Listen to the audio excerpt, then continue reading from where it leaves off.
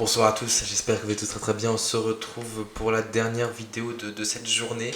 Une belle journée quand même. Désolé, j'ai pas pu vous sortir le débrief de Canada-Croatie qui se soldait par un 4-1 pour la Croatie. Attends, j'ai eu quelques petits problèmes de réglage. Voilà, je m'excuse. Mais par contre, on va parler de cette Espagne-Allemagne très alléchant sur le papier, puisque les Espagnols sortent d'un 7-0 face au Costa Rica et les Allemands doivent impérativement se rattraper après leur, leur raté littéralement contre le Japon. Ils avaient perdu 2 buts 1 en entrée de ce mondial. Voilà, écoutez, on va sans plus tarder passer à ce match. Un très beau match, mais largement dominé par les Espagnols en tout début de match. Première mi-temps, il doit y avoir entre 60 et 70% de possession espagnole. Pas étonnant vu qu'ils en avaient 82 face au Costa Rica de pourcentage de possession.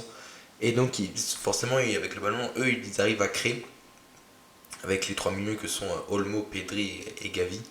Et tout de suite, donc, je crois que ça doit être Gavi qui va décaler. Qui va décaler Olmo justement sur le côté gauche. Olmo qui va déclencher une frappe et Neuer de sa main droite qui va détourner ce ballon sur la barre. Pas très serein Neuer vraiment sur cette intervention. En même temps, la frappe était très belle et il a beaucoup de chance de voir ce ballon sur la barre. Voilà. Quand même une petite frayeur dans le camp espagnol avec ce but finalement refusé pour hors-jeu, un coup franc de Joshua Kimmich euh, qui, qui est tombé directement au point de pénalty sur la tête de Rudiger qui n'a plus qu'à forcément la tête est poussée au fond, jugé finalement hors-jeu d'un demi-corps on va dire, comme ça. C'est dommage pour les Allemands parce que ça aurait pu vraiment lancer ce match, et même pour nous, parce que ça aurait vraiment pu lancer ce match et nous offrir une deuxième mi-temps de folie. On a eu quand même une très belle deuxième mi-temps, on va pas se mentir. Voilà. Et, euh, et derrière, les Allemands continuent à pousser. Alors là, on le voit pas, mais ça part d'une mauvaise relance. Ils relancent de très très bas, les Espagnols. Et là, ça part d'une mauvaise relance très agressive de la part des Allemands qui ont mis au fur et à mesure de l'agressivité dans leur contact, notamment dans l'impact physique. Voilà. Et forcément, quand on récupère un ballon à l'entrée de la surface, et là c'est Joshua Kimmich qui en vrai c'est un petit peu un raté quand même parce qu'il est seul au point de penalty. Il peut largement tromper, mais finalement ce sera Unai Simon, le gardien de l'Athletic Bilbao, qui va stopper et le mettre en corner ce ballon. Et 6 minutes après, les Allemands se font punir, encore une fois, quand je vous dis qu'ils rentraient assez bas, entre guillemets, il y a eu que très peu de longs ballons vers l'avant pour les Espagnols. On passait souvent par Busquets, comme ici justement sur l'action du but. Busquets c'est pour Dani Olmo, et derrière 2 contre 1 forcément sur Gnabry n'est pas au contact.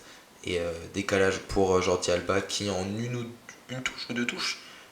Et l'excellent déplacement de Morata qui vient surprendre Zule dans son dos en venant couper au premier poteau. Et là, voilà, vous voyez, c'est voilà, Zule, c'est trop tard. Il est en retard, il ne peut pas toucher Morata, sinon ça fait penalty. Et Morata de l'extérieur du pied qui vient tromper Manuel Neuer.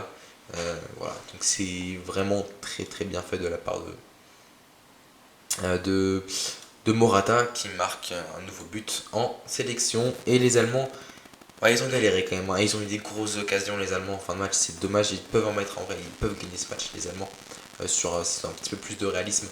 Même si là, ils en ont quand même beaucoup avec ce décalage à droite, cette passe dans l'entrejeu pour Leroy Sané. Ça va être Musiala qui reçoit ce ballon. Et c'est Fulkrug pardon, qui est le numéro 9 allemand, qui va mettre une énorme mine. Vraiment, très très belle frappe. Lucarne non, mais côté opposé, Unai Simon ne peut strictement rien faire face à cette énorme frappe. Voilà. C'est dommage, on va dire. On aurait pu vraiment avoir un gros match si les Espagnols, si le but allemand avait été accordé, si Rudiger n'avait pas été hors jeu, le deuxième mi-temps aurait été vraiment joli, je pense. Mais on a quand même eu une deuxième mi-temps très sympa avec de l'impact physique. Un duel au milieu complètement perdu par les Allemands au début du match, mais au fur et à mesure, Goretzka a un petit peu pris plus d'ampleur et a réussi à stabiliser tout ça. Il a fait pareil un retour sur Iñaki Williams, si je dis pas de bêtises. Sur, Ni- non, sur Nico.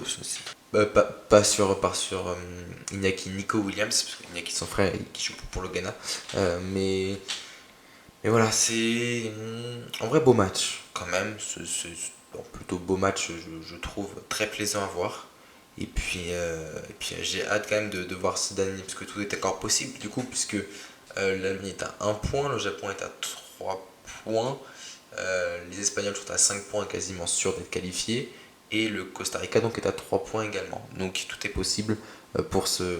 Il va falloir quand même, ça dépend pas d'eux-mêmes quand même, la qualification des Allemands, il faut qu'ils gagnent donc face au Costa Rica et que le Japon perde contre l'Espagne. Voilà, ou match nul, mais bon, ça a été encore un calcul pas possible à faire, mais en tout cas, s'il arrive à se qualifier, ça tiendra du miracle selon moi. Voilà, écoutez, c'est tout pour cette vidéo, j'espère qu'elle vous aura plu.